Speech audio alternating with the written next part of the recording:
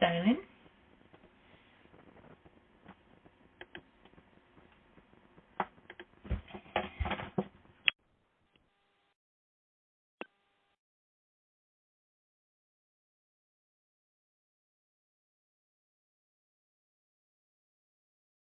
You can start to talk.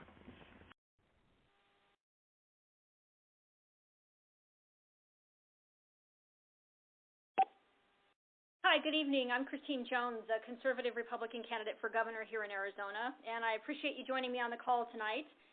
I've been hosting these town halls regularly as part of an ongoing effort to make my campaign as accessible to the voters as possible.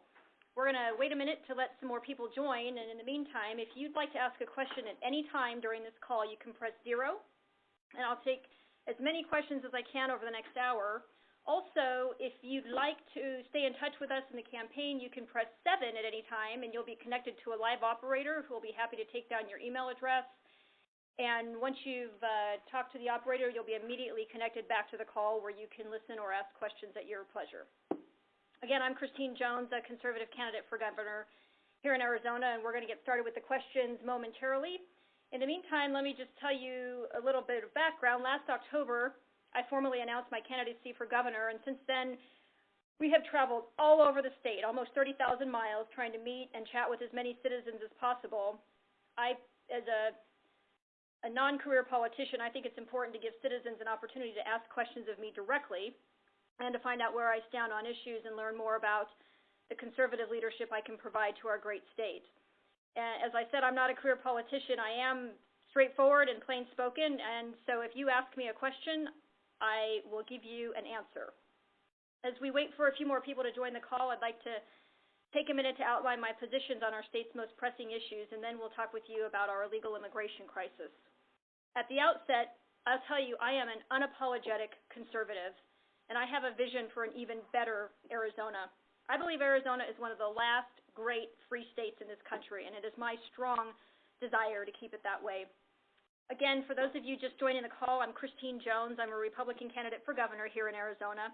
If you'd like to ask a question, you can press 0 to get into the queue, and you'll be assisted at that time. You can also visit my website, christinejones.com, and you'll find information about why I'm running for governor and ways you can get involved in the campaign. Now, the issue I'm asked most about when I travel all over the state is immigration. From Sierra Vista to Kingman, all across the valley, citizens ask where I stand on immigration. I have spent a significant amount of time down at the border trying to best understand the reality of the crisis we're facing. So let me be very clear about where I stand on immigration. Immigration should be addressed first and foremost by securing the border, because frankly, no immigration discussion is worth having unless and until we get the border secure. If you come to Arizona illegally, you're breaking the law, and you have to pay. You don't get priority, you don't get amnesty. You just have to pay the consequences for your bad actions. If you want to immigrate legally, we welcome you with open arms, but you must do it our way. Again, I encourage you to visit my website, christinejones.com, to watch and share my immigration video. It sets out my position on this exact issue. Again, I'm Christine Jones, a Republican candidate for governor, and we've got a bunch of people on this call. I'm really excited to talk to the voters directly tonight. If you'll press 0, you'll be connected to the call queue, the question queue, and we'll get to as many questions as we can. Also, if you'd like to stay up to date on campaign updates, you can dial 7. You'll be connected to a live operator. It'll just take a few seconds to take down your information, and you'll be directed directly back to the call. Now, I'm sure you've all heard the recent news about illegal immigrants being shipped here to Arizona from Texas. And it's clear we have a significant problem on our hands, and it's only going to continue to get worse. In fact, I heard recently Homeland Security officials are predicting that 60,000 children, that's 60,000 children will illegally cross our southern border this year, and they expect the number to double next year. This has the unfortunate effect of having a federal government that's failed to secure our border. And we all know, because we live in Arizona, that this is a serious problem, and it takes serious, thoughtful leadership to solve. But again, we know the federal government has been derelict, and we are going to have to lead the way on this. America is the most generous nation on earth. But we're also founded on the rule of law. If the federal government actually secured the border and reformed our legal immigration system, we wouldn't be facing busloads and airplanes full of immigrants being separated from their families and dropped off in Arizona. The Obama administration has created an environment where families are displaced, and Arizona continues to deal with the federal government's inaction. And frankly, this is not only harmful to these families that are being separated, but it's undermined our immigration system, and it's set a precedent for continued lawlessness. As governor, I will demand the federal government secure our border and stop picking on Arizona. And I have stood up to the federal government before. I'm not afraid to do it again. We're going to get to the questions in just a minute. If you'd like to ask a question or a comment on anything I've just said, press 0. You'll get into the queue and you'll be assisted at that time. For those of you just joining, I'm Christine Jones. I'm a Republican candidate for governor. I look forward to hearing from you momentarily. This is a live call. This is not a recording, so feel free to jump in and ask a question. Also, if you'd like to be connected to an operator to share your information with us so that you can continue to get updates from the campaign, just press 7, and then you'll get sent right back into the call. Okay. On the personal side, it's important for the people of Arizona to understand my life experiences and why I believe they've prepared me to be your governor. Like most Arizonans, I grew up the hard way with very little material wealth. But I had faith in my abilities. And again, like many Arizonans, I worked my way up the ladder to get the best education I could. I worked hard. I became a CPA. I became a lawyer. I was able to combine those two professions together in a practice that did forensic accounting. I got to represent people, in a lot of cases, senior citizens who'd been defrauded out of their investments by unethical corporate executives. And frankly, I got pretty good at rooting out fraud, waste, and abuse, a skill I'd intend to take with me to the governor's office. While I was working in that context, I was given the opportunity to join and help grow one of Arizona's great business success stories, a little company called GoDaddy. While I was there at GoDaddy, we created thousands of jobs here in Arizona, and we enabled millions of small businesses and entrepreneurs all over the world to live the American dream. As Executive Vice President and General Counsel at GoDaddy, I know what it takes to build and grow a business. I also know what it takes to develop policy, because while I was there, I was able to testify many times before congressional committees in Washington, D.C., and help drive forward legislation to make the internet a better and a safer place, especially for children. Today, 12 years after I first joined GoDaddy, the internet is a much better and safer place, and it has a series and a framework of policy in place that really helps us address the things that are important, to get rid of the bad stuff and to keep the good stuff that goes on in technology. But that's enough about me. I'd like to hear what's on your mind, frankly. And so remember to press 0 at any time during this call to ask a question. And I think we're ready to go ahead and take our first question, and it's going to be from Robert from Tucson. Robert, tell us what's on your mind tonight, sir. How you doing, ma'am? I'm great. Thank you for joining us. I have been listening to what you've been talking about, and quite frankly, I totally agree with you. I have been I'm not native to Arizona. I was born in Roswell, New Mexico, but I totally agree when it comes to immigration. If I was to go to another person's country and seek citizenship, I would, want to go by their laws, and do it legally. As far as anybody coming to our country here in the United States of America, you need to do it legally. You don't come over here and act like that this is your playground. And I do agree with you that, the United States of America, yes, this is the best country in the planet, on the planet, and things of that nature, but yet why not do it the proper way instead of just jumping our borders and things like that? I grew up right at Douglas, Arizona, and that's right next to Agua Prieta, Mexico, and I know what goes on down there. I have family down there, and quite frankly, if you're going to do something, you do it the right way, period. So I actually agree with you, and I appreciate the fact that you live down in or near Douglas, and I've spent a lot of time down at the border, as I said, and I've learned a great deal about what's going on in our immigration and the broken border security problem, and the people who live down there have a unique perspective on it. So I appreciate you sharing that, and I appreciate you supporting the notion that if you want to come to this country, you're welcome here. It's just that you have to do it our way. So thanks, Robert. I really appreciate you being on the call, and stick with us. We'll get to a bunch more questions here. We're going to hear from Tina from Mesa, and Tina, talk to us. What do you got on your mind tonight? Well, my main purpose is this. I do not understand why you cannot close the borders. McCain has been in office for centuries. He's done nothing. Israel built big cement walls to keep people out.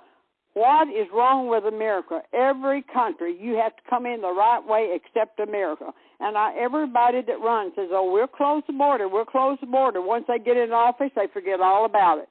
I would like to see the border closed. I don't care if you have to put up 10 strings of barbed wire or a cement fence or what. It needs to be closed. We can't house everybody coming in here living off of welfare. You can't do it. It's going to break Arizona.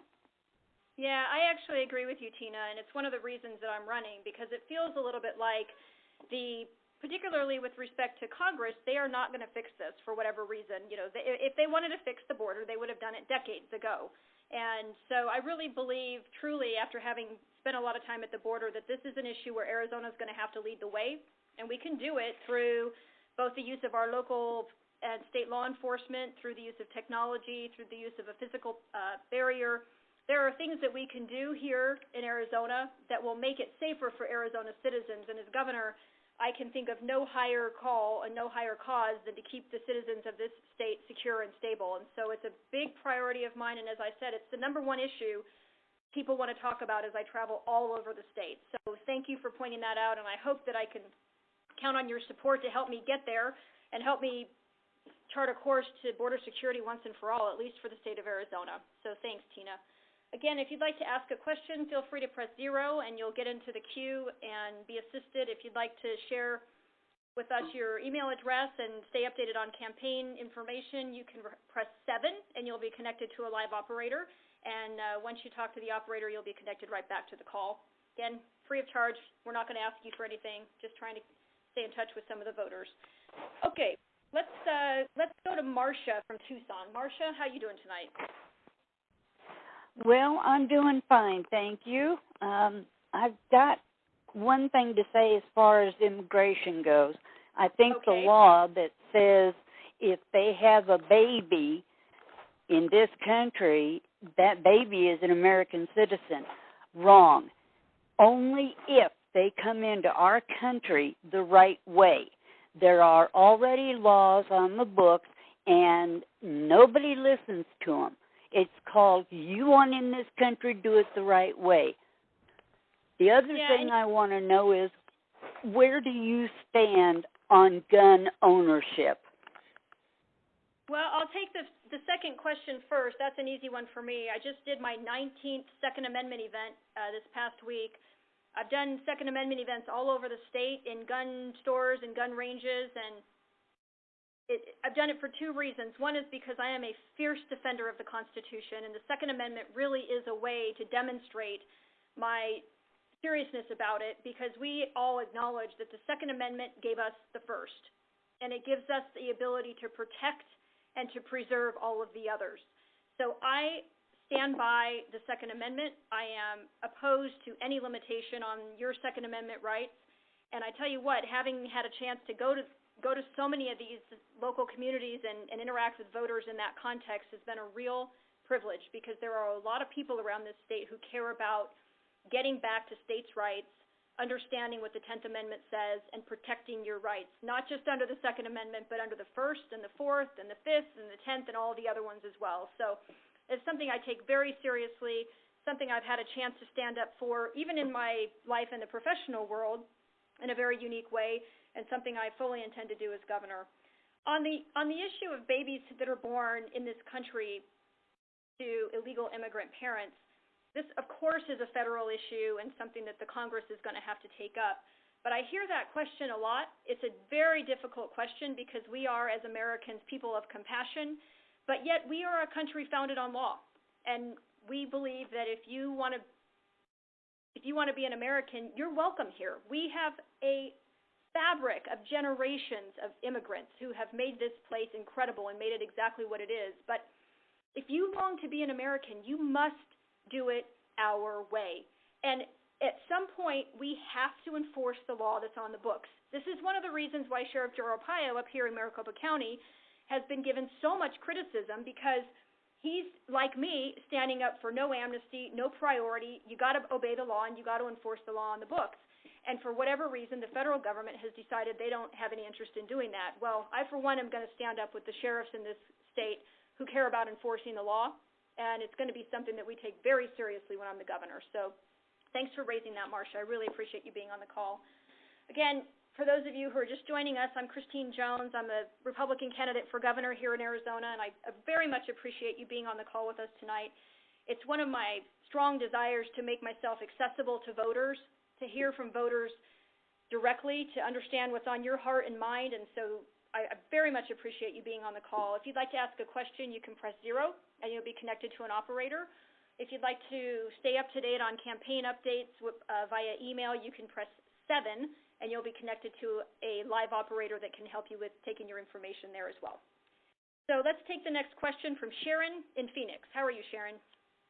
Hi, thank you. I'm fine. In the past, you have supported our governor, and I no longer support her. I am a conservative Republican. I would like to know, if you were governor today, what would you do about the children that are being housed in horrible conditions and illegally here in Nogales? What would you do about that if you were governor today? Well, this is a really great question, Sharon, and you're right. There are things about Governor Brewer that I have a great deal of respect for. I think that she took over at a time when the state was in very serious financial crisis, left over from the Napolitano years, and she's done her best to work with the legislature to navigate back to a balanced budget, and they've had to make some tough decisions.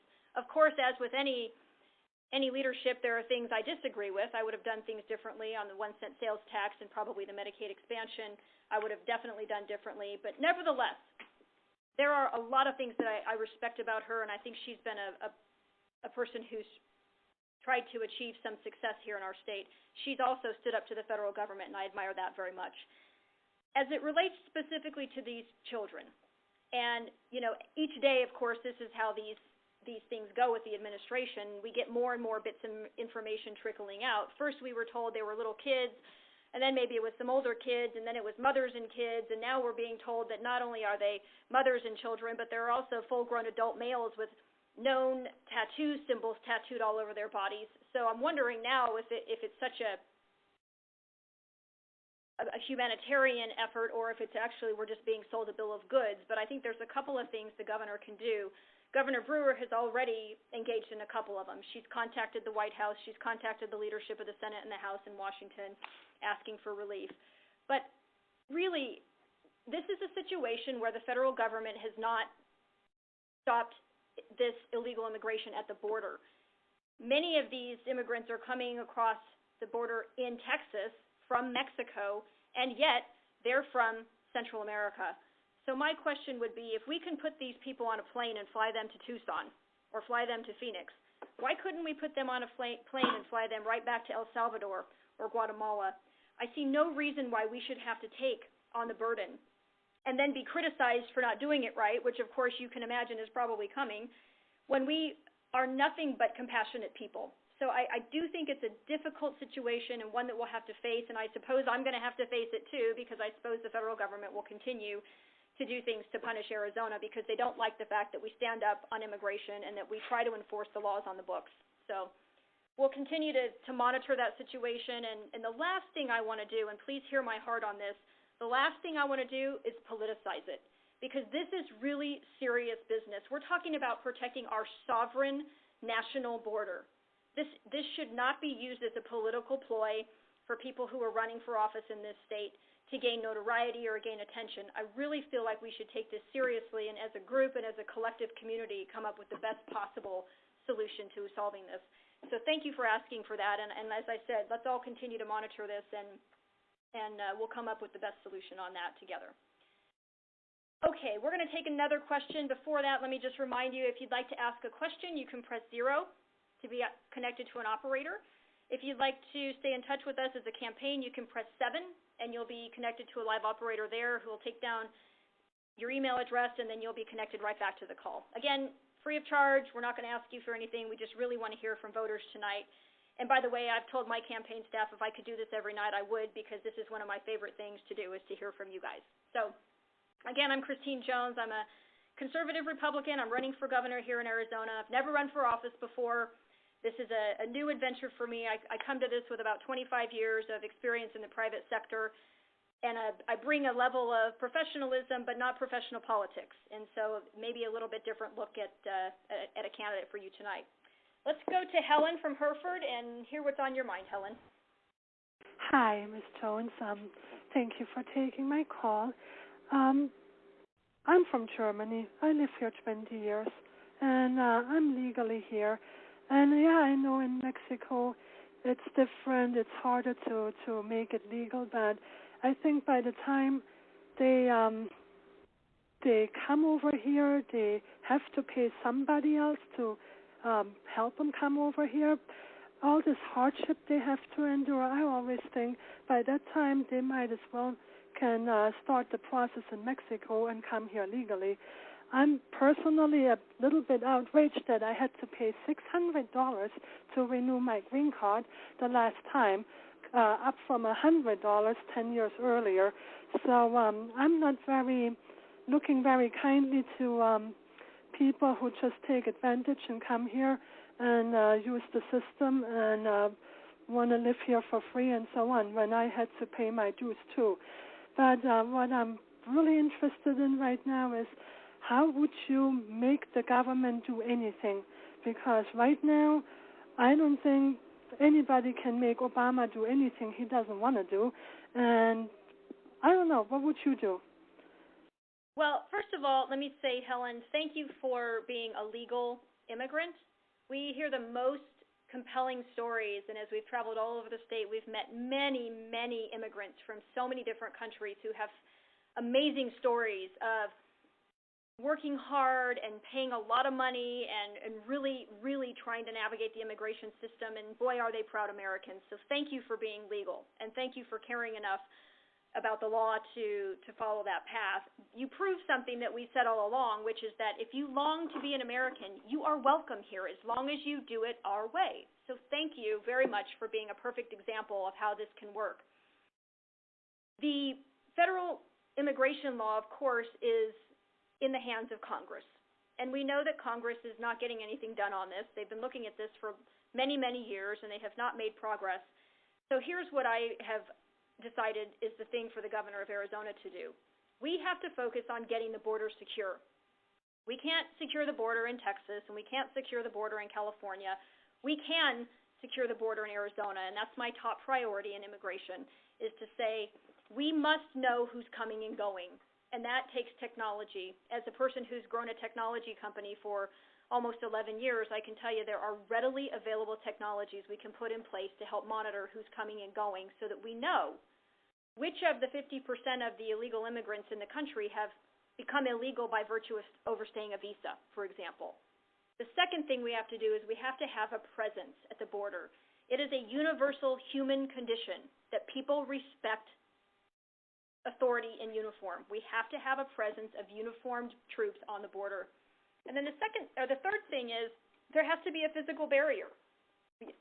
This is something that we can do as a state. I would hope through diplomacy and the work of our congressional delegation in Washington, D.C., to encourage the federal government to pay for this, because it's really their responsibility. But even if they don't, I have heard from so many citizens in Arizona who say, we'll just do it ourselves, and that's something that I'm prepared to do. Now, the last thing I'll say is it's important for us to focus on the fact that securing the border is the first step and then we can have a conversation what to do about the people who are in the country. But importantly, you don't get amnesty, you don't get priority. If you break the law, you have to have a consequence for your action. At some point, we have to stop incentivizing the illegal behavior. And as long as we don't have a consequence, there is no reason why immigrants won't continue to come here and break the law. So that is something that is critical and we must fix once and for all. So thanks a lot, Helen. And again, thanks for following the law, and we admire you for doing the right thing. You know, some of us who were born in this country sometimes take it for granted, but it's always nice to be reminded of the importance of following the law by people who immigrated here legally. Again, if you'd like to ask a question, press 0. You'll be connected to an operator, and we're going to go to Lynette from Black Canyon City. Hi, my name is Lynette, and I saw a video not very long ago that said that you supported Hillary. I would like you to respond to that. And then I think you pretty much answered my immigration question, except for the fact that I have the idea of the sheriffs getting together to stop the illegals from being dumped here. The sheriffs could constitute state sovereignty. Yeah, thanks, Lynette, and thank you for asking the question about Hillary Clinton. I have seen those same videos. In fact, I've seen an ad that's been playing on television about the fact that I supported Hillary Clinton. And let me just clarify any misunderstanding you may have had about that. I am no fan of Hillary Clinton. I can hardly think of anybody I disagree with more than Hillary Clinton. She is a big government liberal Democrat. I am a conservative Republican. Our politics are not the same. I will say, when you compare Hillary Clinton to the likes of Eric Holder, Susan Rice, John Kerry, Barack Obama, she strikes me as the adult in the room. Now, I understand that is a sad commentary on the current administration. When even as bad as she is, she's better than the others. But I really believe, as I sit here today, that with Benghazi, what's going on in Iraq, what's going on with the 5 prisoners who were released from Guantanamo Bay, it will be her political undoing. And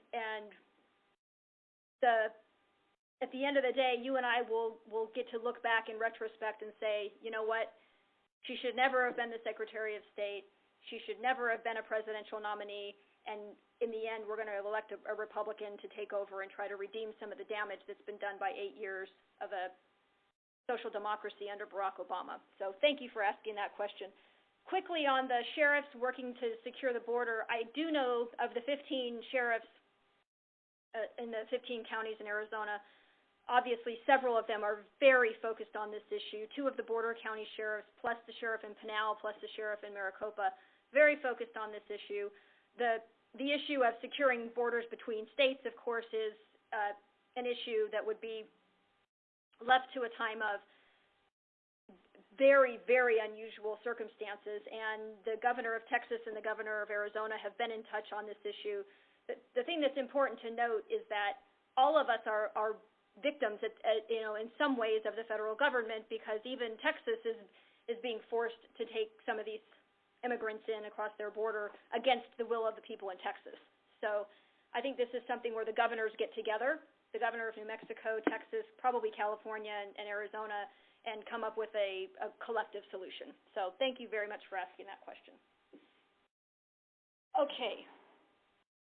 Again, I'm very thankful for you guys. There's a lot of people on this call. I wish I could get to every question. We could be here for 20 hours, but I want to get to as many as I can. I'm, again, Christine Jones. I'm a conservative Republican running for governor, and I would love to hear from as many of you as possible. Hit 0 if you want to ask a question. Hit 7 if you'd like to leave your email address and get campaign updates from us.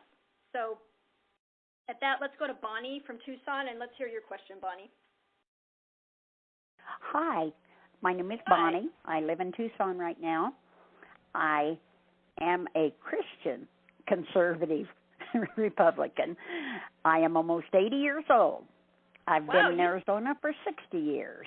I came here as a newlywed, so I'm just about as old as dirt. But anyway, my question for you, a lot of them have already been answered, but I am very upset that we have to pay the immigrants' hospital bills and support them and buy food for them using taxes that we have paid all these years and help feed them and all that. To me, people talk about what they're going to do, then nothing gets done. I know it takes time to do things, but they've been talking about the border, and we still don't see anything being done. I want to see something done. I want somebody in there that's going to do something about it and not just keep saying, it's coming, it's coming. I could not agree with you. That's one of my things. Yep, I could not agree. Excuse me? I could not agree with you more. It's one of the significant reasons I'm running for governor, and it's one of the real luxuries I have. I've never run for office before, so I come to this with no strings attached.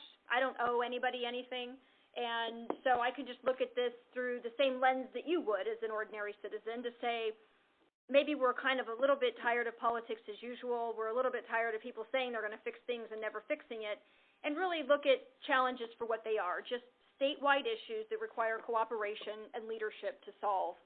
When it comes to the immigration piece, I very much agree with you. And by the way, I'm a CPA, so I have a tendency to study numbers a lot. I've looked at the numbers on this, and I wonder if you'd be surprised to find out that the state of Arizona spends about $2.8 billion a year on educating, incarcerating, and providing medical services to illegal immigrants.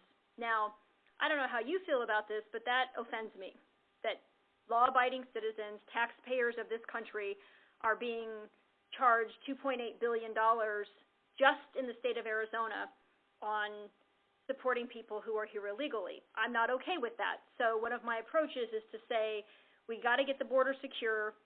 It's going to cost us some money, but it will cost us only a fraction of that $2.8 billion to get it done. And I don't know a single solitary citizen out there who isn't interested in getting that done. And I assure you, the ones who would object to it are probably not voting in the Republican primary. So I appreciate your question, and I appreciate your passion. And I cannot believe that you're 80 years old and you've been married for 60. I admire you very much for that. I'm married to the nicest guy known to mankind for 27, and I thought that was a long time. So thanks for being on the call, Bonnie, and thank you for being a faithful voter and a devoted citizen of Arizona. We're going to try to get some of your money back for you on this, though. All right, we are going to take a call or a question from Hugh in Golden Valley. Again, if you'd like to ask a question, hit 0 and you'll be connected to the operator. Hugh, how are you tonight, my friend? I'm very well, thank you, ma'am. How are you doing? I'm doing great. I like talking to voters. Yeah, well, I'm a good one. I'm an old one, but I vote every chance I get. My question for you, Ms. Jones, is in view of the fact that the Obama administration is continually attempting to skirt the Second Amendment and instill these gun control laws on the public, how do you feel about that? Where do you stand on the gun control issue? Well, it's pretty plain for me, Hugh. I am a fierce defender of the Constitution, and I start with the Second Amendment. It's why I've done 19 Second Amendment events all over the state of Arizona. It's why we celebrate our right to bear arms. I happen to own a gun. I happen to have a concealed weapons permit, but I also have heard from people who don't own guns and who don't hunt and who have no intention of ever owning one about the fact that they are serious about us defending the Second Amendment, because the Second gave us the First, and it gives us the ability to protect and defend all of the others. So I take it very seriously. In fact, in my prior life in the professional world, I actually had the opportunity to stand up for law-abiding citizens and their constitutional rights, and I cannot express to you how seriously I take it. On gun control specifically, here's what I'll tell you. I've heard a lot of talk about gun control, and we've had some gun tragedies in our country, but no conversation about gun control, in my opinion, is really meaningful, because it doesn't matter how many rounds are in your clip. It doesn't matter how long the barrel of your gun is. It doesn't matter how many days of a waiting period you have. It doesn't matter how many background checks you have. It doesn't matter what kind of screening. None of it matters if we don't get to the root of the problem, which is crime and mental health. I believe strongly that this whole conversation about gun control is just political fodder It's political expediency for people who are trying to raise money and trying to get elected to office. I wish that we as a country could have an honest conversation and say the parts of the country where there is a prohibition against guns is where the highest rates of crime exist. The fact that you can defend and protect yourself has a tendency to lower the rate of crime. I wish we could be honest about that. When I'm the governor, we will be. But I will assure you, when I'm the governor, your Second Amendment rights are going to be protected. So thanks for bringing that out, Hugh. And thanks for being a devoted voter. You'd be surprised how few people actually vote in a statewide election. Again, I'm Christine Jones. I'm a Republican candidate for governor here in Arizona, and we've got a bunch of people on this call. I really appreciate you being here tonight and hearing our thoughts. If you want to ask a question, press 0, and you'll be connected to an operator. You can also press 7, and you can leave your email address with us, and we'll keep you updated on stuff that's going on in the campaign and tell you how you can get involved. And we won't spam you. It's just a way for us to keep in touch. And we are going to take another question from Florence, and it's coming from Jill. Jill, how are you? Hi, thanks for taking my call. Absolutely. My name is Jill, and I am an educator in Pinal County. I have 2 questions. My first question is how you plan on handling the drug cartel problems on the border.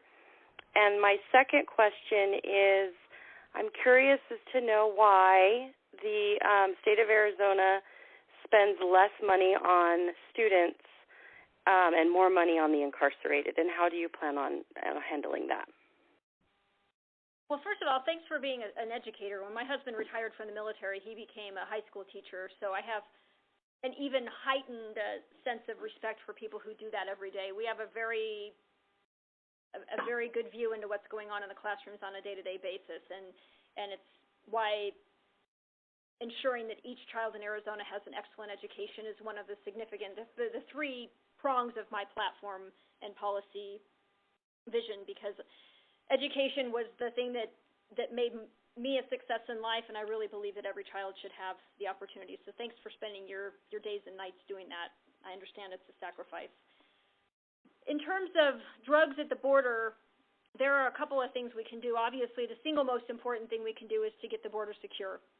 And, none of these other conversations really are even worth having until we get the border secure. And then we have to say, if you're in the country illegally, there's a consequence for breaking the law. You don't get amnesty. You don't get priority. If you break the law, there's a consequence.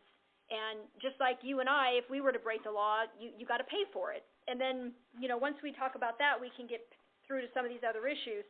We have a serious problem of drugs at the border, and I'm sure you know that. It's probably why you asked the question. If you live in Florence, you may know that some of the population of Florence is made up of people who violate those exact laws. And I'm told by the sheriff in Pinal County that the population of Florence is approximately doubled by the virtue of the prison there. So it's a big deal, I'm sure, for you and your community. But the notion of illegal immigration, we often focus on men and women walking across a line on a map, and that is true. That is important, and we need to secure the border to stop that from happening. But it's so much more than that. It has so many important, serious ramifications. It's economics, it's education, it's homeland security, it's citizenship. It is so pervasive, and what we rarely hear people talking about is this notion of trafficking. And it's drugs, as you say, but it's also sex, it's human trafficking, it's dangerous goods, some terrorists, God forbid. This is a serious problem, and, we have a lot of federal law enforcement here in this state. I'm told about 6,000 Border Patrol agents. They would love to enforce the laws that are on the books, but we have kept the handcuffs on the wrong guys. We have kept these guys from enforcing the law. So one of the things we have to do, in addition to getting the border secure with technology and with men in uniforms and with a physical barrier, is to give the law enforcement agents who are there the ability to actually do their jobs, to give them the ability to interdict drug traffickers and bring them to justice. And that's something that I take very seriously. Again, immigration being the single number one issue everybody in the whole state wants to talk about. On the spending, we spend the largest budget item in the state's budget. There are three huge buckets. One is education, one is law enforcement and prisons, and one is medical services or DES. We do spend more on education than any of the others, but you know as an educator that the money in education has been shrinking over the last number of years. And so it's important for us to focus on how to properly fund and repeat the really successful models of education. And it's important for us to figure out how to require failing schools to improve or to be shut down. But it's also very important, and I'm a CPA, again, I look at the numbers on these things. It's very important for us to say, how are we spending? So instead of just saying, should we spend more, we should be asking ourselves, is there a way for us to spend differently and more effectively so that when only 54 cents out of each dollar of education spending gets to the classroom, is there a way for us to get closer to the national average, which is around 62 cents? So even if you didn't spend more, you would spend more effectively, which would have the exact effect of increased wages for teachers, more teachers, lower teacher-student ratios, more money for curriculum and supplies, and all the things that it takes to actually educate kids. And I think that you would see, just by doing that, a big difference in the satisfaction that you get as a teacher and that the kids get from being educated by you. So we're very, very much aware of that, very focused, and trying to figure out ways to be more efficient and effective with the spending before we say, let's, throw more money at the problem. So thanks very much, Jill, for your question. I appreciate it. I think we have time for a couple more. All right. Leslie, we're going to go to you. Leslie from Lakeside. Before we do that quickly, just let me say one more time, I'm Christine Jones, Republican candidate for governor. I thank you so much for being on the call tonight and for asking all these great questions. We really like doing these calls because it gives us accessibility, and again, I'm a person who really believes in accountability and transparency, and I want to hear directly from you. So thanks a lot for being on the call. If you press 0 to ask a question, you'll be put into the call queue. If you hit 7, you can give us your email address, and we'll stay in touch with you throughout the rest of the campaign. So Leslie from Lakeside, let's hear your question. Hello, ma'am. How are you tonight? I'm great. How are you? I'm doing pretty good. My question is, I don't really know what your age is, but I wanted to know what your feelings were on Ronald Reagan giving 4 million illegal aliens amnesty.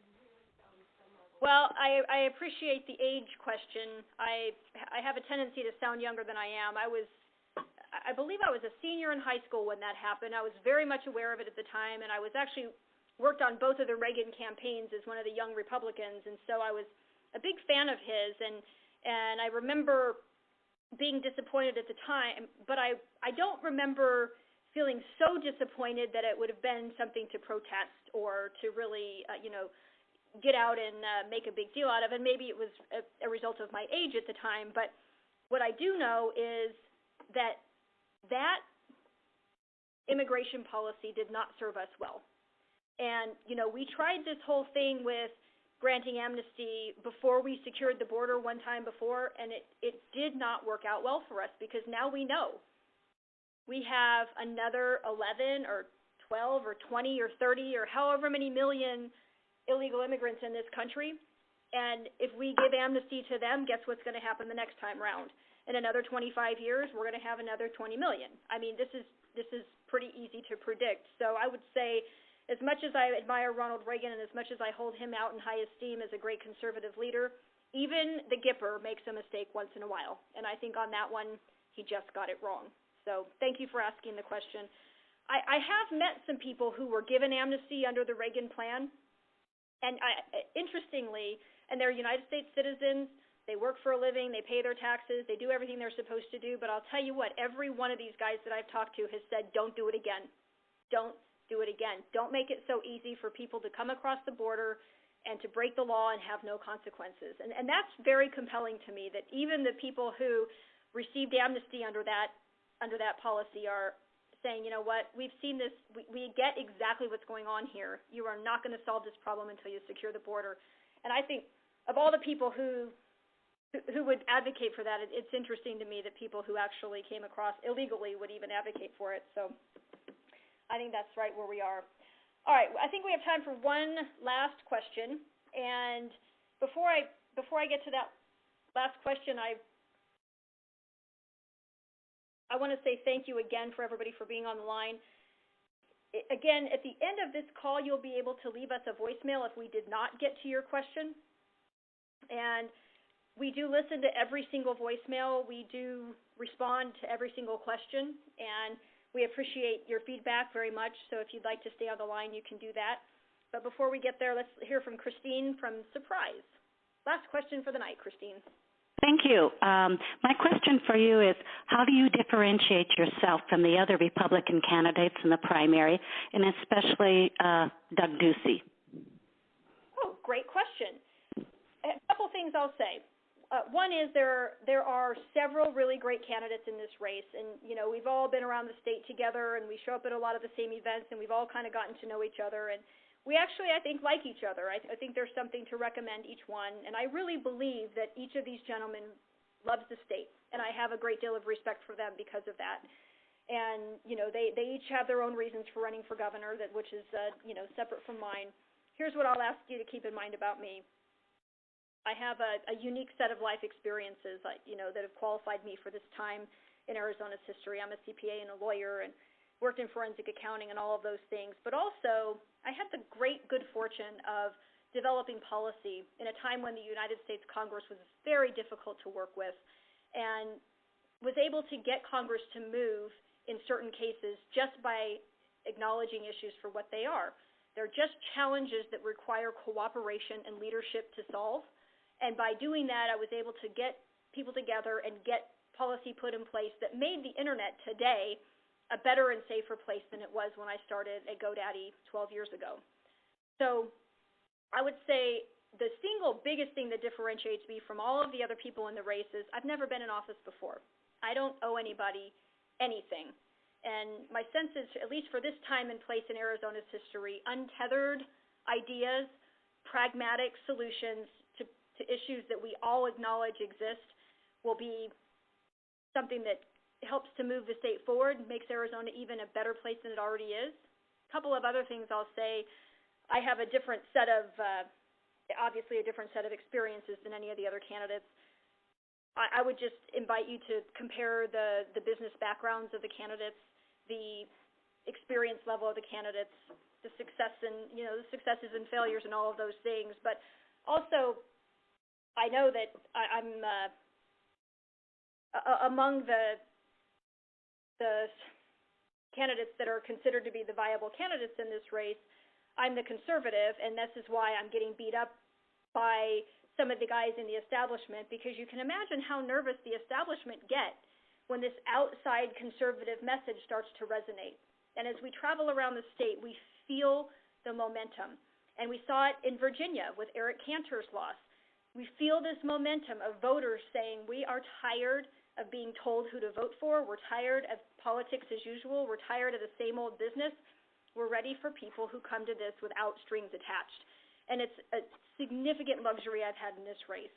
So I would say, despite the fact that I think there are great things about each of the candidates in the race, I happen to approach things a little differently. I have a different leadership style, and I've had a proven professional experience of getting things done, working with people who didn't particularly get along with themselves and bringing them together to find solutions to really, really challenging problems like child pornography and rogue drug sites and fraudulent online identities and identity theft and that sort of thing. The other thing I'll say, Christine, is you'll hear me say a lot I am a fierce defender of the Constitution, but this is not just theoretical for me. It actually is something that I've done. When the NSA came to me to ask me to participate in their spying on perfectly law-abiding citizens, I said no. And I was the only internet company that didn't do that. That is an example of my standing up to the federal government. I've done it before, and I'll do it again. So I think strength and conviction of leadership is another place where I distinguish myself. All right. Unfortunately, our time is winding down. I'm sorry I did not get to all the questions, but before we finish up, let me just remind you, I invite you to visit my website, ChristineJones.com, for more information about the campaign and how you can get involved. You can also, of course, follow us on Facebook at Jones for Governor, on Twitter at Jones for Gov, and that'll help you stay up on the latest campaign news as well. If you press 7 now, you can share your email address with us, or you can stay on the line and leave us a message of any length, and I or a member of my team will get back to you. But once again, I'm Christine Jones. I'm a conservative. I'm running for governor, and I would love to have your support. If you do the analysis of all the candidates and you look at the people who are in this race, I would encourage you to observe the following. All of the guys that are running against me are either in office or they've been in office. And even with these guys already in place, there's a vacuum. And it needs to be filled by a fearless, determined, proven leader. And that's why I'm running for governor. So I'm Christine Jones. I'd love to have your support. Thank you very much for participating, and if you'll stay on the line, you'll have an opportunity to leave me a message with your contact information as well. Thanks so much, and have a great Monday night.